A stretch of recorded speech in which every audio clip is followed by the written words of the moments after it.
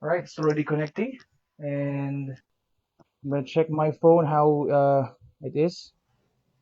Okay, but in case it's live and I'm not yet seeing it, to those who are already here with us, um, hello.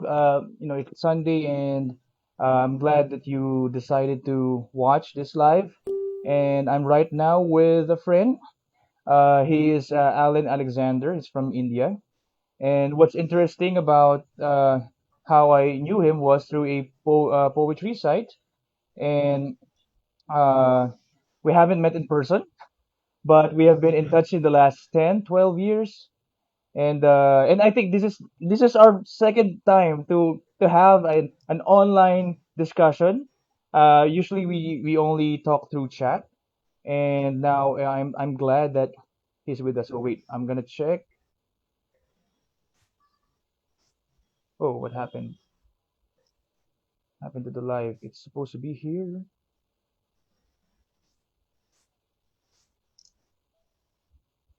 Oh my, it's having some. Yeah, I think it's more likely a concern of internet connection over here. Mhm. Um, okay, but anyway, in case the viewers would have would notice that for example, our lips are delayed or the sound is delayed. Just I think some of them already used to Korean novelas, so they could think that hey, what's happening? Wait. I, oh well, it's supposed to be here. Anyway, uh, I wonder why is it that there's no. Okay. All right. So there was something with my phone. That's why I couldn't hear the audio. All right. So I think they hear us. And again, here's Alan Alexander. He's a friend from India, and he is according to his description, he's a mental health clinician and he's a researcher. And he finished masters in master of philosophy in psychiatric work and also social work. So right now, I'll be asking him a few questions over here. But so far, how is how are you, Alan? I mean, yeah, this weekend has been a quite a small long one, so I've been having some time off, so it's been overall good so far. Yeah. Okay, I mean, that's good to hear. And yeah, actually, this is the first time I think I did an interview that we have a different time zone. So Yeah. earlier I miscalculated. So okay, his description is already posted as well in the live video. So I think I'll be going through the questions already. Okay. So Alan, can you tell us a brief background of yourself, your job, the institution you're in right now? Okay, let's go with that first before I go to the other question. Yeah, I think that'll be nice. I mean, before I just jump into your topics that you have today. As Obed has said, my name is Alan. My full name Alan Chandy Alexander. I'm born in Kerala. That's one of the southernmost states in India. But I grew up. Mostly, I did my schooling in Abu Dhabi, the United Arab Emirates, and I Oh, returned to India to complete and to do my college education around 2010, which is after I completed my schooling. And since then, I've been primarily in India. I did my bachelor's in in business administration actually in Kerala where I grew up. And after that, I switched. I moved to another state to do my master's.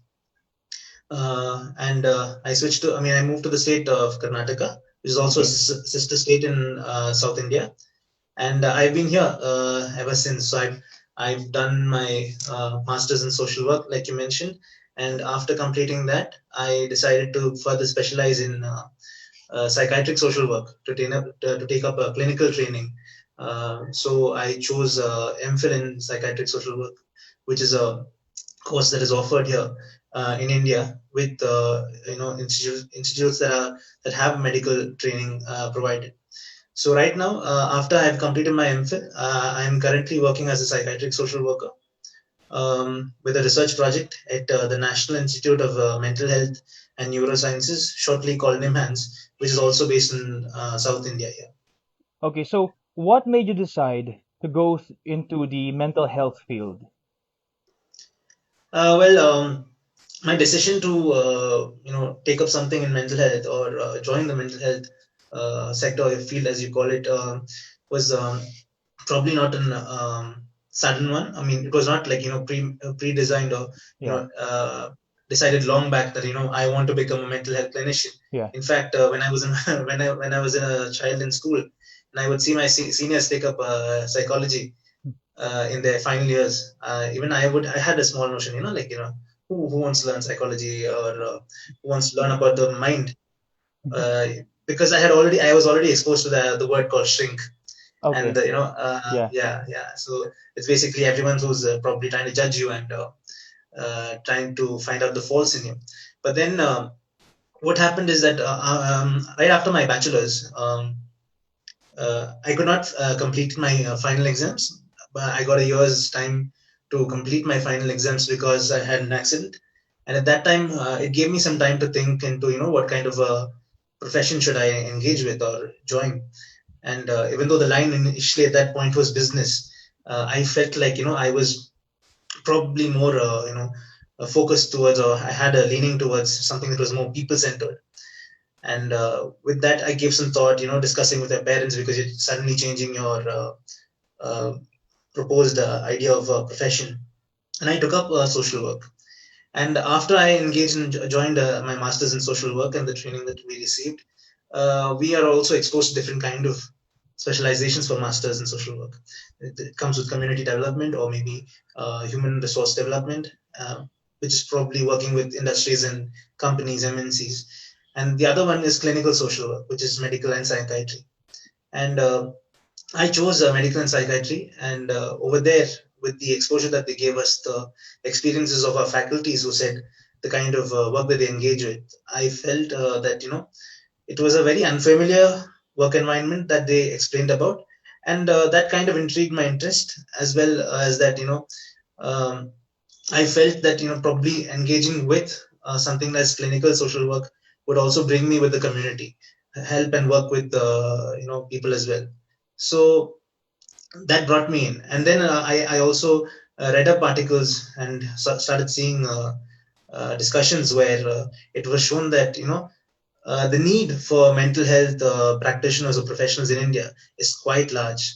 I mean, the demands that India has right now okay. as a psychiatrist, social worker itself, there's around of a demand of 35,000 approximately in India, but we have only around 900 to 1,000 maybe with the latest uh, Wow.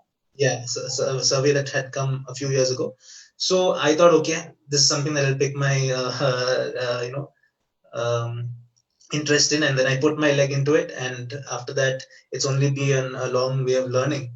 And yeah, Okay, right now so I've qualified to go. Yeah. so you said that there's a big demand. Does is it an economic demand? Like they're gonna pay you, or it's like, I mean, does it come with some sort of income or profit? No, no. So it's not really because of an economic demand. I mean, yes, the job profile pays quite well, maybe abroad, but the demand over here is for the absence of access or the lack of access for people to find mental health care treatment or Okay, services, because there are inadequate resources or human power to treat people with mental health issues, be it psychiatrists, clinical psychologists, psychiatric social workers. And that is the kind of demand that I mentioned. okay, Economic wise, it's still just only a recent improvement in these years. Also because the notion around the word social worker, a lot of people take it to be in terms of charity or social service. They mistake it for that. So a lot of times, people who take up social work end up having to take up lesser paid jobs, even if it's pertaining to their kind of specialization. But yeah, the situation on the economic remuneration is quite slightly improving right now. Okay, that's good to hear. That there are improvements. I think there's Yeah. also similarities in the Philippines. Um, Hmm. and okay, maybe I'll reserve other questions later. I think while you were talking, I thought about, but I don't know about our time, so I'm gonna go through the other questions. So, how's India handling the COVID-19 pandemic? How about the quarantines, the businesses over there?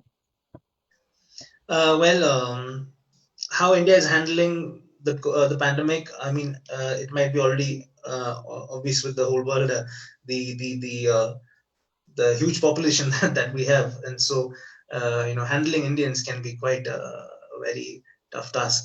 I would say that the lockdowns initially were quite poorly planned because they were announced overnight, and India also has a huge amount of migrant laborers that we have. Laborers working from one state, coming and working Yeah, in another state, and also it affected a lot of businesses. So uh, in the beginning, it was quite a ruckus. There was a lot of panic that came from the exodus of laborers, and everyone suddenly finding all state borders closed, a lot of restrictions, but everyone wants to get back home and they don't know how yeah, to. Uh, yeah, so that caused a lot of movement of laborers running and finding any way possible to get back home, and there were many deaths that resulted out of that.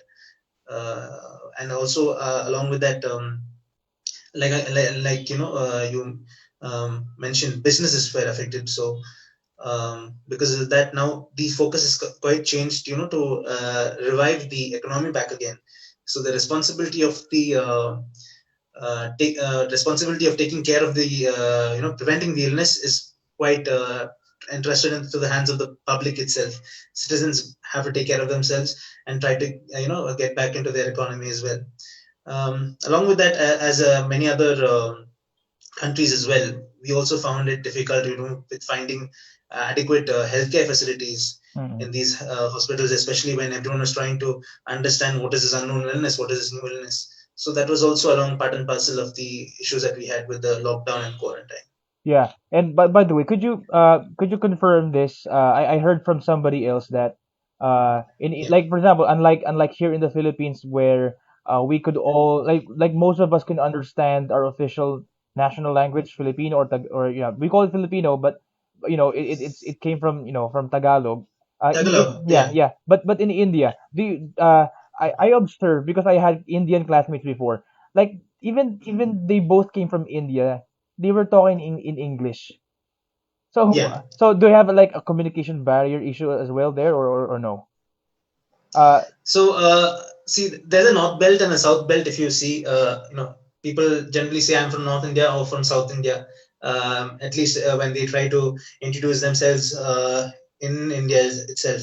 Otherwise, when you're coming from, when you're presenting yourself outside, you call yourselves an Indian. But we have around 28 states over here, and languages are numerous over here. okay. So yeah, so the north part of India has managed to get some kind of homogeneity in the communication, with the language of Hindi being very nationally publicized even.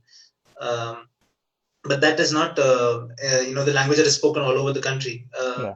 From in my state of Kerala, I speak Malayalam.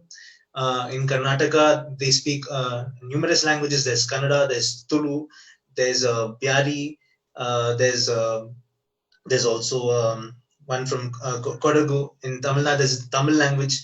So there's a lot of language. So I think somewhere along with the colonialization Yeah. that India faced long back, um, there was an after product of using English to make it easier for communication within everyone, and that I think the Indians picked up and made it to their use. So yeah, English has been a enabler for better communication, probably in terms of education or Okay. even business and even administrational use. So we can expect that, most of the people in India can understand English. I mean, I know there are other Oh, countries that require interpreters, translators, but in your case, you don't need because almost everybody knows how to speak and read in English. yeah, yeah. I mean, it would be rude to expect that everyone would know English, but yeah, at least Okay. yeah, most of the population that has been privileged to get good education, Okay. also with the medium of instruction being in these schools or colleges being English, yeah, we have a high chance of everyone knowing English. Yeah, Okay. Cool. All right.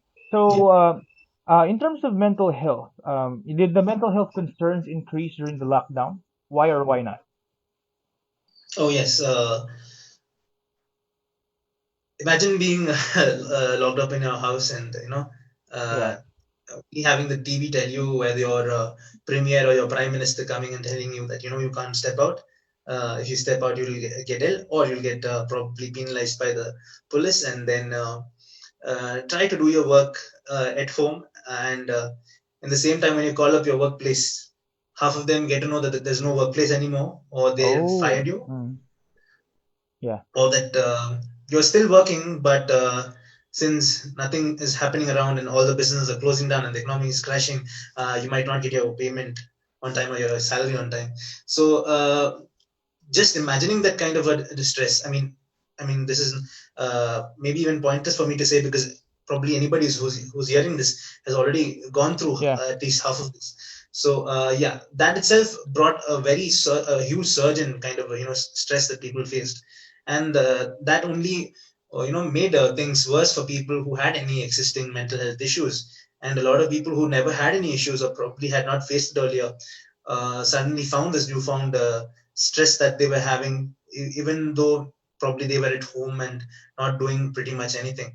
So yeah, there have been mental health concerns that have actually definitely increased during the lockdown. Other issues that we have faced in mental health was people with dependence issues with substances, probably Oh, okay. alcohol or tobacco, suddenly not finding access to it and having the withdrawal and the kind of stress from that. And then, if at all they found out any way of supply to these substances, probably overdosing. So those were some issues. The other kind of issues that we faced were, yes, houses with domestic issues. So, for people who have domestic issues at home, at times their respite or their only relief would be when they probably go out for work or meet their friends outside or have a break or probably go back to their home. Maybe, where they grew up, where they don't have to stay with a partner who's being abusive. But the lockdown made it so difficult for them that they were put in close proximity without not being able to get out for a break or for any relief. So that also caused a lot of reports of cases in even domestic abuse as well. Yeah. Okay. And yeah, so in the end, everyone gets into, or suddenly might fall into poor coping skills to these kind of issues, and then it only asks for more healthcare services in mental health care, even during the lockdown. Yeah, Okay.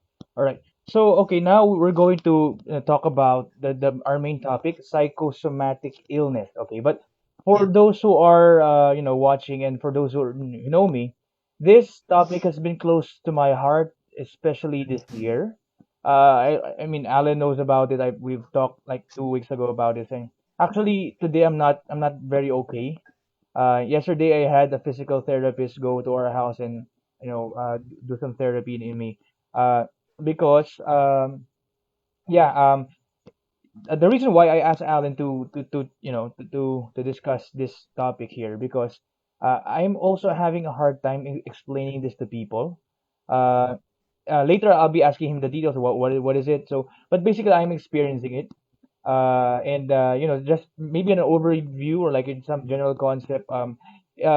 It's a physical pain that we experience because of emotional or psychological stress, and then there are like misconceptions about it. People think that it is all in our head, and that we could think these pains away, but apparently it's hard.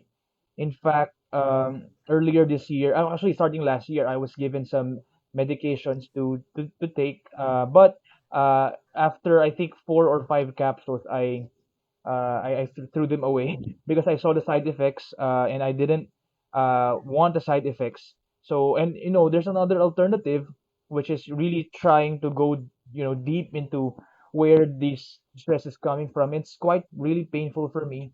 In fact, I've been on and off. Like I was okay.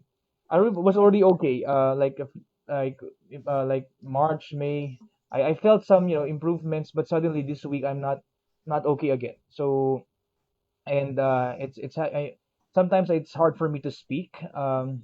Earlier this afternoon I had to sleep because I felt like half of my body was not okay. I was hard. I mean, there was an effort in walking. I'm wearing gloves again, so I wear gloves every day. So okay, so that's why I asked Alan to discuss it for us because I'm not an expert. I'm not a I didn't take up psychology. I learned this on my own because it was really it's really hard to explain this to people. Uh, so I thought, maybe we could have somebody talk to us to make us aware about it. So, Alan, okay, what is psychosomatic illness? Okay. I mean, before I begin, it's quite also great from or good to appreciate from Obed's side to be open about why he's also motivated behind discussing this concern.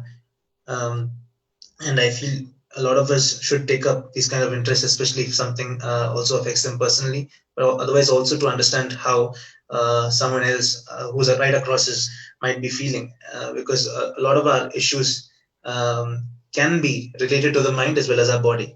So moving on to the topic, as you mentioned, the word psychosomatic illness. If you break down the term psychosomatic itself, it kind of puts it into psycho as in related to your mind, and somatic, that is related to your body. um, so this is a kind of a condition or an illness that involves both the mind and body. Now, some physical diseases are prone to worsen, or maybe some physical conditions that we have are prone to worsen, especially when we are affected by stress or anxiety. um, and this can be maybe in examples of maybe skin issues that we've seen probably, or Wait, even if skin, some, even skin issues? yeah, people with Okay, skin issues okay, also, yeah. So so the psychosomatic illness originates from emotional stress, but it worsens an existing physical condition if at all you have. That is one way of explaining it. And basically these are manifestations of having maybe physical pain or physical conditions, but these are derived from the stress that comes emotionally or that you have from your mind. So this can be classified maybe into three general forms. One is where there is a person who's experiencing both a mental illness and a medical one as well, and the mental illness will complicate your physical illness, and the physical illness can in the same time, it's a cycle where it complicates symptoms of the mental illness as well. So suppose if I have I am asthmatic, and I used to have asthma attacks before, and then I have also been experiencing signs of anxiety, yeah. and I get really stressed. So suddenly I get an asthma attack that was probably bearable before, but right now when I'm under stress, it feels much more worse. It stays for much more longer time, and that feels quite very painful, and maybe giving me a sense of doom, like maybe I might die, or maybe I can't do what I'm doing anymore, like my work or my social life. So that is kind of an example of that. Another kind of a psychosomatic illness is maybe a mental health issue or a psychiatric issue that comes directly out of a physical illness. For example, we have patients with cancer. So bearing that illness alone can bring so much stress to your body that a person can have might experience depression secondary to that physical illness because of the pain that they have already been facing. And another form of psychosomatic illness is something that we call somatoform disorder, where without the presence of a physical problem or a physical condition, because of stress maybe, people experience physical pain or physical symptoms that, when tested, or when you go to a physician, to the hospital, and they do all the tests and they check it, they don't find any physical causes at all for that issue. But the pain is real. The way to treat that pain was also treated with the medicine that they give for that physical pain, and it subsides. So that is another form of psychosomatic illness. Now, as you mentioned, there's a huge misconception that psychosomatic conditions are imaginary. are all in the head. But the pain or the experience of those symptoms are completely real, and people who face this require treatment just like any other illness. Uh, but what happens is that because people don't take it seriously, the person who also maybe faces these how they report symptoms might think that okay, whether it is all in my head, whether I should, if I just stop thinking about it, it'll stop going away.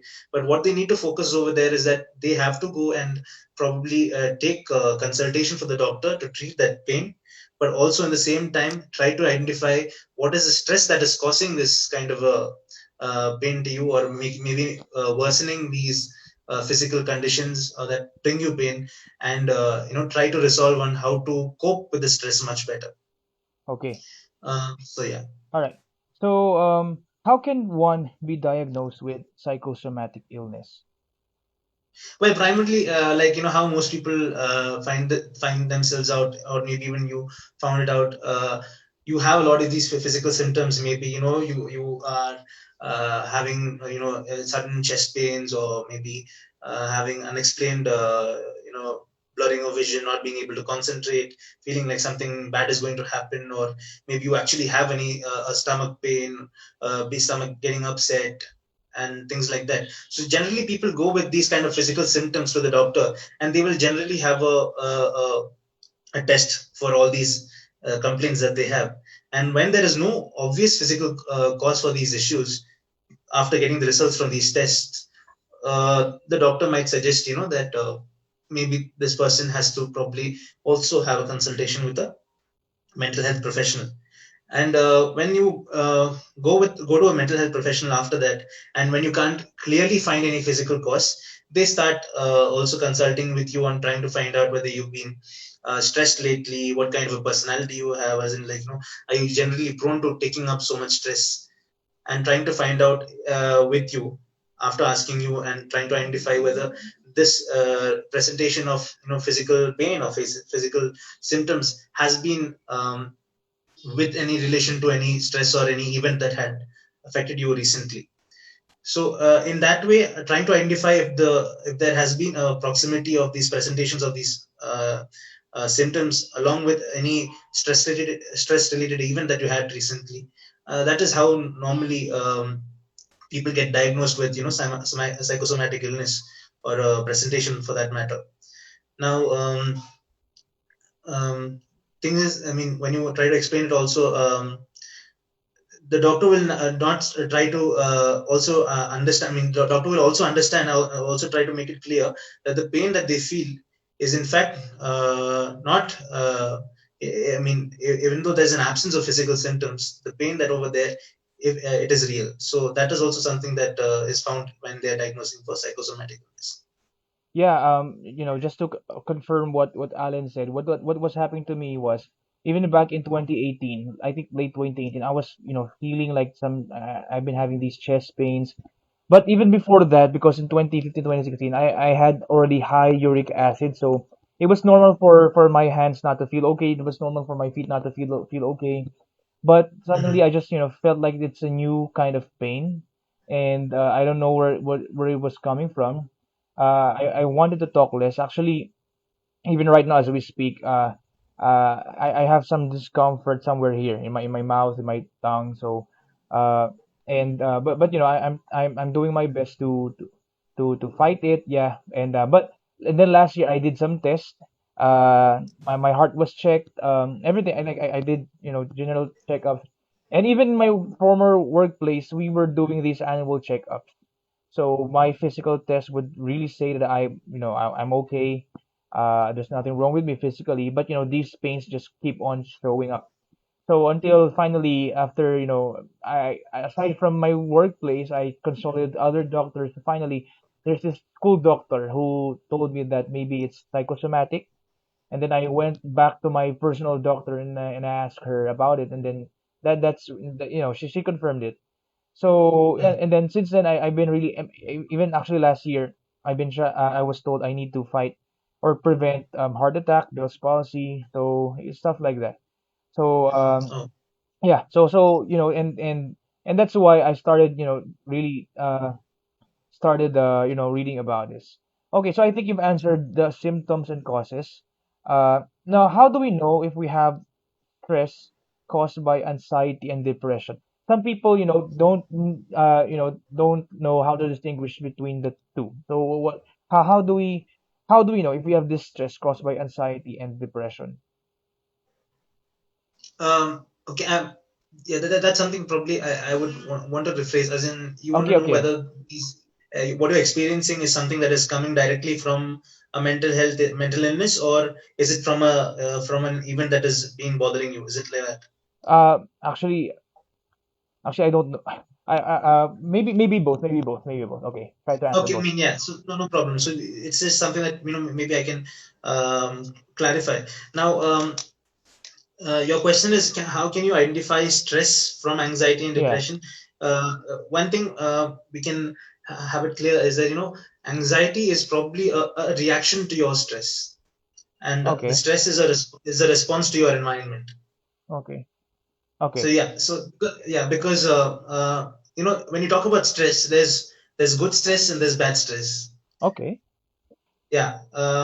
When you are having an assignment coming up, or you're appearing for a competition and you are excited about it, there's some kind of anxiety over there which pushes you to work towards it, make sure that you have a good presentation over there when you're going for a competition, how you perform well. And that kind of stress that pushes you to achieve things better, that can be a positive kind of stress. Okay. It's also called eustress. But then what you feel negatively, as in it affects you in your way of work, you're not able to perform well, your social life is affected, maybe your personal life is affected, your work life is affected. That is something that is called as distress or stress, which we generally take speak about. So when you normally have these stress, that's when your physical manifestations occur, where you feel like maybe your chest is beating too much recently, your blood pressure is increasing, you're sweating so much you're not able to concentrate, your eye vision is blurred in times. A lot of us even feel a lot of neck pain coming in, and you Okay. feel like Yeah. you're so stiff, you're not able to work. So that kind of anxiety, that results from the stress that you have. So these kind of things are normally at times coming from an event or something that is bothering you, or maybe that has been causing a lot of negative impact on your body or your mind, and that is how you experience these kind of complaints. However, when you're trying to talk about anxiety or depression as a mental illness, their signs and symptoms can be similar. I mean, anxiety's signs and symptoms can be similar to how your stress reaction can be, but it might be also because of something that is biologically wired or coming from your body. At times, even our you know um, neural responses in the brain can fire too much, where your body feels a physiological reaction without any reason. So trying to find out whether the stress, whether the what you are feeling or experiencing in terms of physical or emotional pain that time, if it has a reason behind it, if you are able to find out a reason behind the cause of these complaints, it might be something that is stress related. But if it is probably coming without any response, without any reasons, that might be something that is biological inside you, and that can be a presentation of anxiety that comes without stress. Okay. Similarly, even depression as well. Okay. Okay. So I think from your answer you've already answered like my two other questions, like, so this stress appears when there's something bothering us. So maybe for my eighth question that I sent to you, like too much activism, too much social advocacy. I think yes, uh it can affect us. Wait, I'm just gonna charge this. All right. All right. So okay, but all right. So and then so yeah. So anything that bothers us. So it can be anything, and of course the quarantines, the lockdowns can trigger psychosomatic illness. When we feel restless while we're at home, Yeah. especially for Yeah. extroverts, for us who are used to going out. I know I have some friends who are so they so much appreciate the quarantines because they don't want to go anywhere else. But for us who are used to traveling, so that really triggers a lot of stress. Now, Yes, In yes. terms of psychosomatic illness, uh, does it vary based on age? And can you say any like common manifestations based on age bracket or stage of development?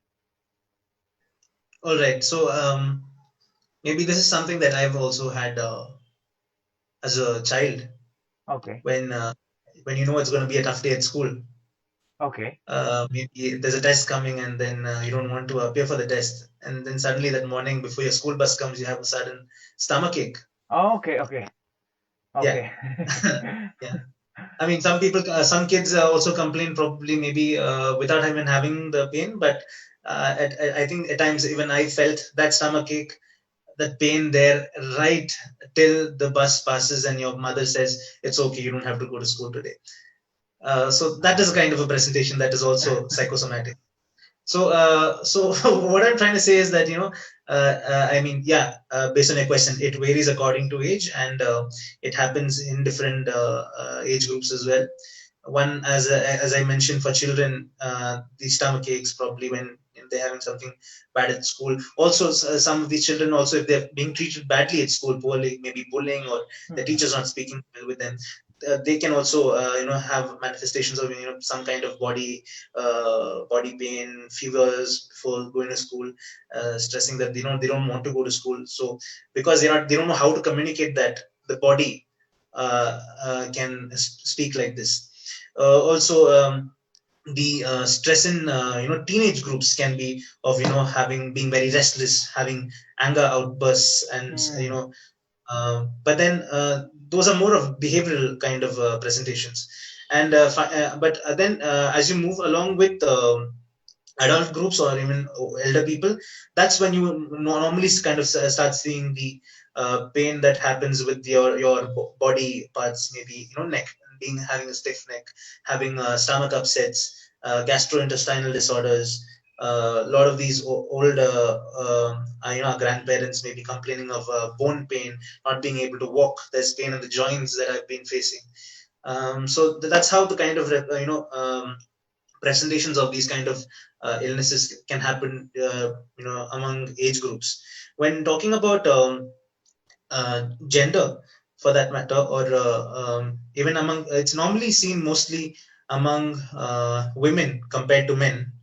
And that is probably also because of how women are expected, at least in most of these old age societies, where they are not supposed to be presentable, act with grace, not talk about their issues, but only run the family and cater to everybody else's needs. So when they're not able to address their issues properly, they happen to present with more of psychosomatic issues. And with men, it can be mostly presented in the way of having increased blood pressure, not being able to work or concentrate at work anymore, maybe having some influence on their sex drives as well. So that's the kind of variation that happens among ages and even genders as well. And yeah, as I mentioned, the manifestations I've already explained. Okay. All right. So yeah. So for the 12th question I sent you, I think yeah, it's already answered that emotional or mental baggage, even experiences from the past, when they continually recur in our Yeah, minds, it can also cause yeah psychosomatic pain. So that's why, for example, I think we have had this moment that we remembered something and suddenly our head would hurt. Or we feel chest pains for some because of some memory, so that could be psychosomatic. Now, yeah. considering that it is ideal to consult an expert in treating stress and psychosomatic illness, however, you see, Hmm. not everybody can afford seeing a doctor. And the lockdowns and Hmm. quarantines, they impose restrictions in our mobility. Some hospitals are Hmm. also full. So, how do we then help identify whether or not a person is experiencing psychosomatic pains?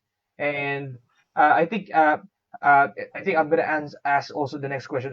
How do we treat them? And will it ever go away? And do we need to treat all of these pains that we are experiencing? Well, I mean, always the first thing that I would want a person who's already going through this kind of a complaint would be to first inquire or contact whoever their health professional is and Okay. ask what they can do at home in the absence. of they're not even, probably not being able to uh, go to a hospital, or Yeah. get in contact. Another thing, especially when it comes to psychosomatic illness, it's always beneficial or best for the patient and their family members to understand that um, their presentation of these complaints, maybe body pain or whatever, uh, it has some kind of relationship with their emotional condition, their well-being right now, how they are feeling, and what has affected that emotion or their emotional well-being. So to try to understand what actually affects them and what is causing this aggravation of maybe any physical condition is best for them. So if it's due to maybe some kind of a tiff at if it's kind of a tiff at a house, maybe some quarrel that happened at home, or maybe it's because somebody's not been able to, somebody's got out of work immediately, to give that kind to understand that in the family, and to understand that they need some support right now emotionally. That is a very beneficial thing, and that is always something that the client or the patient needs always. And another thing is that this is something that I feel is very significant. A patient always, or a person who's having these issues, should always have good coping skills. Now, Okay. when it comes to coping skills, the word coping itself has a very positive connotation to it. But there are in what we in our profession, or with people who we discuss, there is always a good coping skill and a poor coping skill. People who have difficulties at work, or maybe had tough day at work, they come back with a lot of body pain, they come and complain about it, but Mm. and to forget that, or probably to relieve themselves of that, from that, they might resort to having some alcohol at home, or maybe smoking. And these are some kind of, or maybe some of them might go at home and transfer that anger that they had from work or from somebody else to someone at home, maybe cause an issue over there, fight over there at home, catch a quarrel at home. So these Yeah. are some kind of poor coping skills that people happen to do when responding to a situation that has been causing stress to them. So it is always best to depend on a good coping skill, to maybe find out how we can healthily respond to these issues that are bothering us. And this can be by even directly talking to your family member or the friends, finding support, maybe engaging with some activities that generally cause some joy to you. Some people sing, some people draw, some people cook. The current trend that cooking is therapeutic is going on in Instagram. I've seen my friends using that a lot. So trying to engage uh, with healthy habits that can cause joy, or some relief to the person, are good ways to distract themselves from these sources of stress. So in simple words, to distract yourself or take away from the source of stress, or removing that source of stress in that environment, is a very good um, solution, or a response that they can take, along with taking medications for lessening the pain of whatever the physical complaint is. So you said that we can. I mean, those who experience this, based on what their doctor would say, they could take some medication. So, but do we need to take medication all the time? For example, you mentioned earlier that when kids they're afraid of something, they're like they feel something in their stomach. Do you think in those cases, do they need to take any medicine, or they could just let some of these go? Yeah, so the need of taking medication is always in discretion with your your doctor or your physician, and they decide whether it's necessary for taking your medication. Okay. This can be because of a lot of reasons. Now, some pain, or some these stomach aches, like we mentioned, if it only stays for that small time pertaining to when you have to go to school, the duration of the issue is quite short over there, and it might not be so intense. Okay. But if the manifestation of these physical pain, or some kind of complaint that you are facing, is quite intense, that stops you or disrupts you from performing your daily functions, it might be speaking to someone, might be doing your work at your workplace, might be while washing your clothes. If it stops you from doing your basic functions in life, and the medication can help you to bring that down, it is always best, and it is in that concern that the doctor prescribes medication. So maybe for a small stomach ache, the doctor might not, prescribe Okay. medication for a person who has that kind of an illness or a presentation.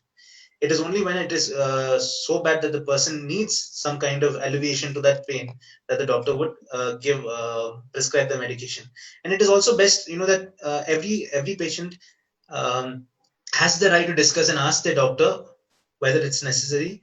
What are the other possible solutions or alternatives that you can take along with it, and you can plan with your doctor of engaging in some other plans that you have along with your medications, and slowly getting off your medications to see whether you are responding well to the treatment, as well as your new coping skills that you've learned to respond to these kind of issues. Okay. By the way, in terms of coping skills, do you think it's generally recommended to improve the way we communicate what we're feeling or what we're thinking? I mean, Yes, yes, regardless of personality, because yes. yeah, okay, I mean, as long as you are not intending to hurt someone or harm someone, it is best to express yourself or communicate yourselves very well. It's okay, just like how you, I mean, I don't know whether I'm being very, crude, but it's just like a pressure cooker. a pressure And cooker, okay, yeah, so it's not a pressure cooker, or maybe a utensil that's already been boiling. okay, And then you think, things are tough. Maybe others, if I talk about this with somebody else, this might not be appropriate, or it might not do any good. So you're putting a lid onto it, and you're putting the lock to it, and you're letting it become a pressure cooker. And so you're probably only forcing yourself or pushing yourself to a point where you will eventually burst. And when you burst, you never know. okay, And this can also be unpleasant yourself as well as the people around you. okay, So it's always best to learn how to express, well. Also, let others know when you want to express or you want to talk about your issues. You let them know that you're not in a comfortable space right now, and that you need someone to talk to, and also yeah, to see whether they're also in a position where they can also take up or listen to what you have in mind, because maybe even someone else who's right across you might be also going through a similar situation, or maybe having some other issue, and they would also not might be at a capacity to take up that information as well. So, but yeah, it is always best to making sure that, or trying to improve your communication skills, and it definitely makes a huge difference in how you present yourself with your issues as well, and finding solutions to it. okay. Actually, the reason why I asked that, and I'm not sure if even if I asked the right question because uh I think I consider myself extrovert or ambivert. There's an introvert side of me, but I actually talk a lot. I think you've noticed that a lot of people would notice that I talk a lot, and sometimes I somehow feel guilty whenever I talk a lot, and the other person is not saying anything. So maybe I think okay, I asked that question maybe to ask whether or not talking is a good coping skill. But okay, now is there like for me like for example I could bubble with words like oh on and on. Is there like for example a limit to to for extroverts like me? Is there something that is not anymore healthy when we talk about our problems? um, okay, so talking about problems and whether that is an issue, yeah, I think that's a kind of a restriction or limitation that probably, if you think that it's completely wrong to talk about your issues, that might not be right. But how much or how often you talk about it, whether it's only you something that whether that's the only thing that you have to talk about with your friends or your family, maybe that's something that is of concern or should be your concern. The thing is that when you engage with a lot of, I mean, just talking about the negative aspects of your life, that is also kind of something like a habit that we train ourselves with. And it can also, in terms of how you feel emotions, negative emotions, it can probably make the person, who's listening to it, if they're listening to it a lot of, for a very long time, that can also generate some kind of stress for them as well.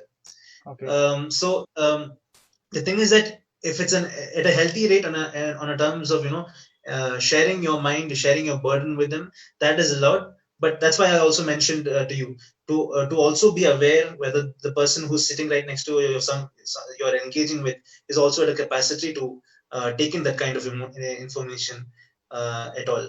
Okay. Uh, because the brain or the mind is always more attentive to negative information. We Okay. remember negative things easier than positive memories. And even if there are positive memories that you always been having 1 week long, uh, the brain immediately also tries to take up what else did I mess up, in the last 1 week or a week before. So that's how we've been wired as humans. Probably if you try to take it from evolution, maybe as a means to staying alive and staying away Right. from danger. So you always want to keep see what's behind, to be aware. And so that's been passed down among genes. And so the brain always, or the mind always, is very attentive towards negativity. So the only thing that you can do to change that is you change your habit of resolving or focusing on negativity. So yeah, it's always nice to limit with the kind of negative news that you would share with your friends, especially if you know that they would also be bothered by it. Yeah. Okay. All right. Now, how do you think society can be more sensitive to those with psychosomatic pains? Yeah, like you mentioned, you said a lot of people think that this is only in the mind, it's not real. And the person who feels that only feels that pain more when someone says that it's only in your mind, it's not real.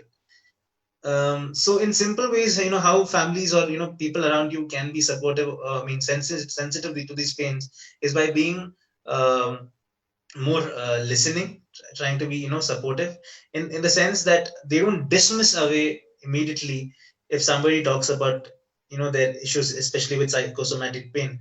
And with that, they should also try to enable an environment for these people that is less stressful. So if a person knows that if the society knows that a certain person is prone to having psychosomatic issues or pain at a certain environment that can be very stressful for them, like maybe during a fight or a disagreement, or in a situation that can cause a lot of stress for them, to enable them to have a less stressful environment, maybe removing them from that place, not letting them go to not exposing them to an environment that is stressful. That is something that is that can be good for in terms of being a responsible society. Also, trying, if they identify what are sources of stress for these kind of people, to help them remove that kind of stress, or to help them respond better to those kind of stressors. That is how the society can be more sensitive to these people with these kind of issues. Okay. Now, when it comes to state, intervention, like when the government, like when people ask help from the government, are there aspects of mental health that the government should not be trusted to interfere with? Um, Whether the government should not interfere with something that is related to mental health. No, I mean, Uh, yeah, yeah. Are there aspects of this, of mental health, concern, advocacy, or services that the government should not touch on? Are there things that the government should avoid touching or interfering with? um, the only thing that comes to my mind probably would be, as long as the government is not, or the constitution or the parliament or the legislature, whatever be it, as long as it does not creep into the privacy and the confidentiality of these people who have such issues. Uh, as long as they don't do that, everything else is fine. I mean, the government should be there to enable frameworks and legislation that makes it easier for everyone to access healthcare, even mental health care facilities. So all that the government can do is mostly very positive and needed interventions. Okay. A lot of countries, or maybe even cities and regions, have issues where people are deprived of going and finding mental health care systems. It might be because even of their economic status. It might be because of their social status. Some are outcasts. Some people also are um, not rich enough to access these kind of systems. So if the government can bring a decentralized form of mental health care facility so that every person, even in a village or in a city, can find mental health care and go directly and ask for a service without the worry of judgment. That is something that the government should definitely put their hands in and intervene in. Okay. So Also, yeah, yeah. So I think yeah, you're right, and maybe they should not politicize the giving of services for mental health patients. Yeah. Okay. yes, yes. Now, what are the needs or areas of improvement that you observe in with mental health practitioners or those advocates in terms of delivering services as well as lobbying for government support? Did you have like observations that you think that need areas that need improvement? Hello.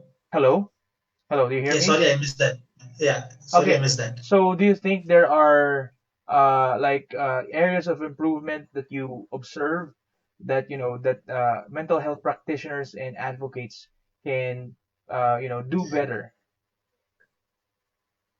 Um, I mean, if it is for representation, Hello? Okay, Alan? it is. Wait. Yeah. Hello. Okay, now you're back. You're back. Okay. Yeah, if you're talking about representation in mental health advocacy, um, it is best to have people who are involved in the field, especially both the service providers as well as people who are affected from the illness or recovering from it. Okay. Um, yeah, because to understand what is missing, it is the person who is at the receiving end. They would be, I think, probably the best to tell what they are not getting or what they feel is missing. So, to so before engaging in mental health advocacy, it would be best to have your focus groups ready, where you get to listen from both sides. Yeah. And that's something that I always feel that is relevant when it comes to in terms of even designing or talking about engagement for mental health advocacy with the government and finding their support. Okay. Now, okay. Like, how do you take care of yourself? As you engage with these people with mental health concerns. Um, it's just the same as just like how we tell people who come to us regarding how they respond to their issues. Yes, the issues shared by our clients or maybe the people who come to us can also affect us as well. At times we have to spend a long hours just sitting and engaging with one family alone, and to hear the kind of issues that they face, not just mentally but also from their social aspects. You at times tend to find out a lot of things that add to their burden that actually causes the mental distress that they're facing. So when we are at the end of a day of a work, it might be difficult for some of us to leave the work there and go back home with a clear mind, and so that can cause a lot of stress for us. It also tends to come from work conditions where a lot of people who are not maybe earning enough but are being put excruciating amount of hours to work for with clients coming for mental health issues. So we take care of ourselves just like how we ask our clients to take care of themselves. Take a break at times, recover from the burnout if there is any, taking leave when necessary, taking care of our, being aware of our emotions and our health conditions as well, and to find out if it's also coming, whether that's originating from a physical reason or maybe from the stress that is coming from workplace or maybe at home. And again, yeah, we all, at least with the young crowd or even the adults, do not do not resort to the poor coping skills that I mentioned. Okay. Do you have like a limit, like how many patients you can interact with in a day? Um, Yeah. sadly,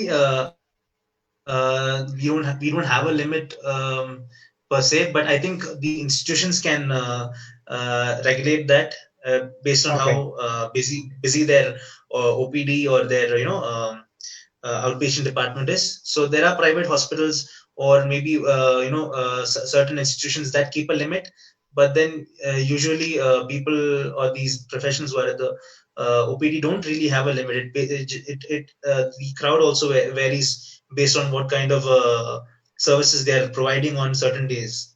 Okay. So at times even people might end up seeing around 50 to 100, patients a day. Okay. Oh, okay. So as you know, in Yeah. the institutions. Now, I mean, for the last, I think for the last question in the list, I might ask something else later. But okay, so like, can you share to us like your list of comfort food or hobbies that you do? I mean, this is where you can share to us like food that we don't know here in the Philippines that you have available there in India. The kind of Indian food you mean, or Like any food, just any like kind of? I mean, maybe you want to share Indian food or maybe something else. Well, comfort food. So yeah, that's quite quite a lot actually. So Okay, there's that's a why lot. that's Okay. that. Yeah, that's why I was like, should I talk about that because I resort to food a lot for coping. Okay, okay. Okay, So not to a point. necessarily with the hobbies, more of eating, not with other activities.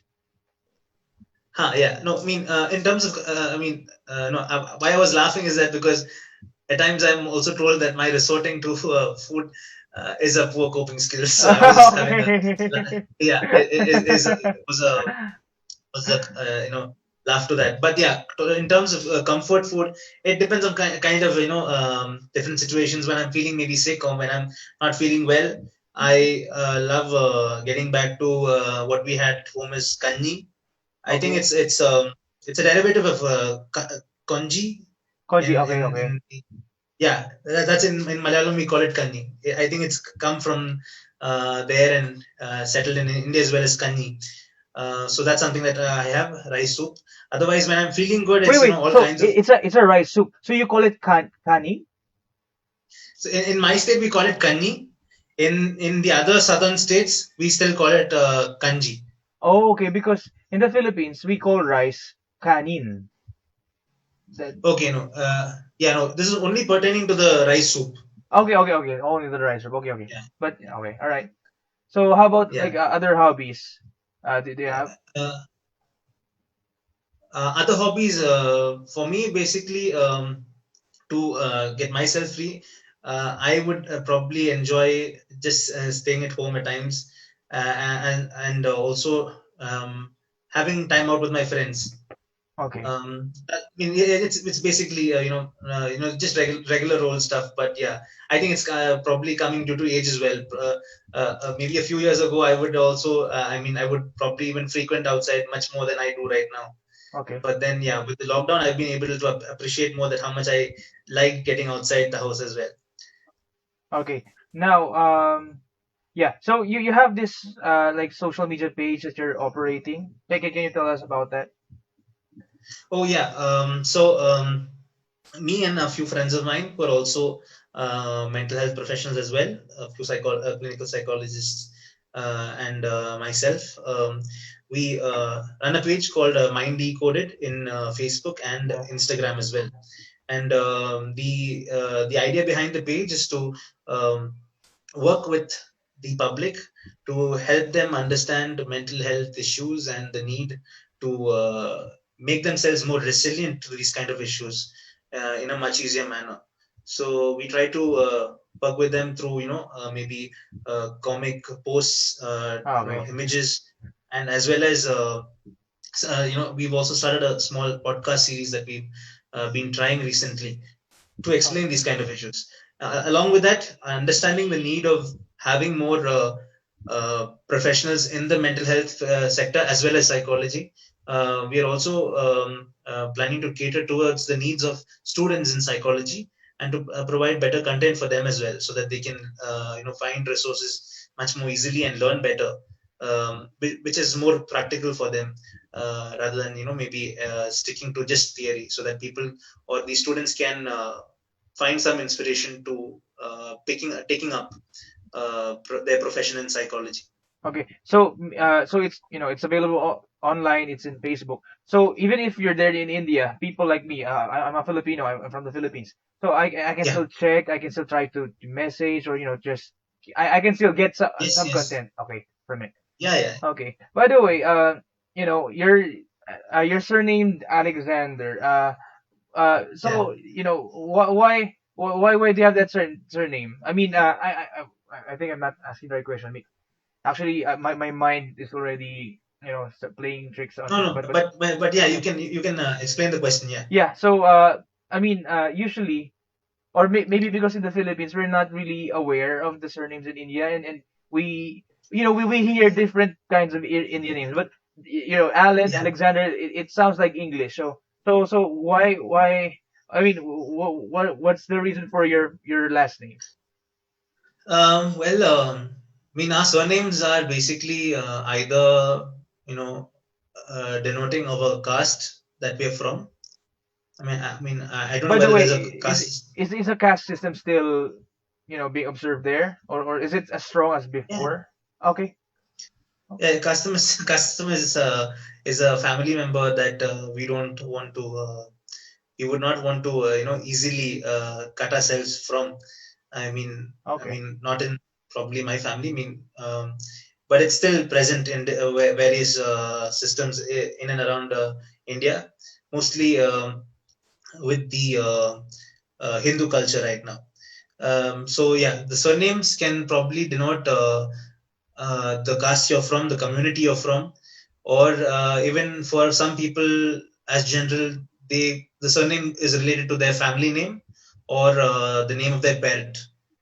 okay. So yeah, so Alexander is my father's name. So the reason being why Okay. that's my surname. So people are free to choose what their surnames can be. So Oh, if I really? would in the sense that you are born with a surname, of course, but then yeah, people also at times when they grow up, they choose to keep their surname, or if they want, they can change it based on changing it in your official records. Wait. Oh, wait. But yeah, So changing in official records, is that a common thing in India? I don't think it's very common. Probably maybe arising out of a need of maybe identification, or maybe even denouncing something. Oh, It okay. can be various needs. Some people also, the most common of these changes in surnames would be when a woman gets married. Okay. I mean, the same. But then there's also been a change in trend of where even the male takes up the surname of the wife or their partner, Okay. to to balance out on what has been practiced in olden times. So yeah. Okay. All right. So yeah, I think that's already an hour or more. So thanks, Alan, for the time. I'm gonna end the live video, but just stay in Zoom. So for everybody who who watched, thank you, and for those who would watch the replay, thank you as well. And so the video is just here. You can share it. You can go back to it, and I hope this this attempt to expose people to the existence of psychosomatic illness, to the nature of it, its causes, symptoms, its treatments. I hope it's gonna make a difference, because really it is really hard to explain this over and over again, especially if we're not experts. So that's why I have Alan here. So Alan, thank you so much for your time. Anything else you want to say before I end the live? Uh, no. Pretty much. All I have to is, thank you for giving the opportunity of, sharing what you had in mind as well, and with the people, as well as, trying to bring some clarity towards it with your people that you regularly engage with on your page. This is still, it has always been a need to understand mental health in a much more better clarity, and you've let your page be not just a social platform that is that engages with your issues at Philippines, but also in a much more global level, I think. So with it being mental health, so just thank you for arranging this opportunity and the platform for this being discussed. Yeah, thank All you. right, thanks, Alan. So thanks for watching, and I'm gonna end this and just stay in the Zoom. All right, thank you. All right.